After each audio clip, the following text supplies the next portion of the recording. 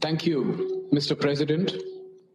I thank Special Coordinator Tor Wennesland for his briefing. I also welcome all dignitaries to this open debate. The Security Council held two closed meetings on the developments earlier this week.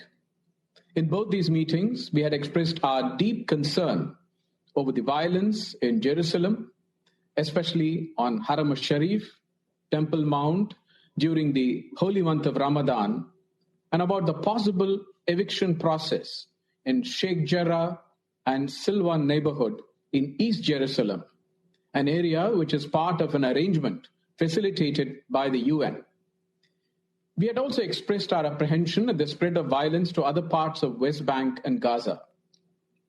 Today's open debate has been necessitated by the continuing violence which began in East Jerusalem a week back and is now threatening to spiral out of control. The events of the last several days have resulted in a sharp deterioration of the security situation. The indiscriminate rocket firings from Gaza targeting the civilian population in Israel, which we condemn, and the retaliatory strikes into Gaza have caused immense suffering and resulted in deaths, including women and children.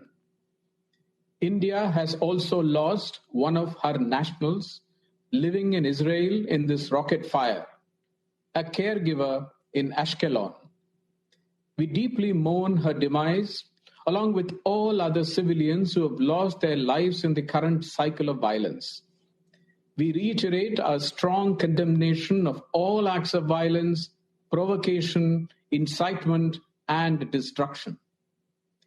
Immediate de-escalation is the need of the hour, so as to arrest any further slide towards the brink. We urge both sides to show extreme restraint, desist from actions that exacerbate tensions, and refrain from attempts to unilaterally change the existing status quo, including in East Jerusalem and its neighborhood. Jerusalem has a special place in the hearts of millions of Indians who visit the city every year. It also houses the Al-Zawiya Al-Hindiya, the Indian hospice, which is a historic place associated with the great Indian Sufi saint Baba Farid and located inside the old city. India has restored this Indian hospice. The historic status quo at the holy places of Jerusalem, including the Haram al-Sharif Temple Mount, must be respected.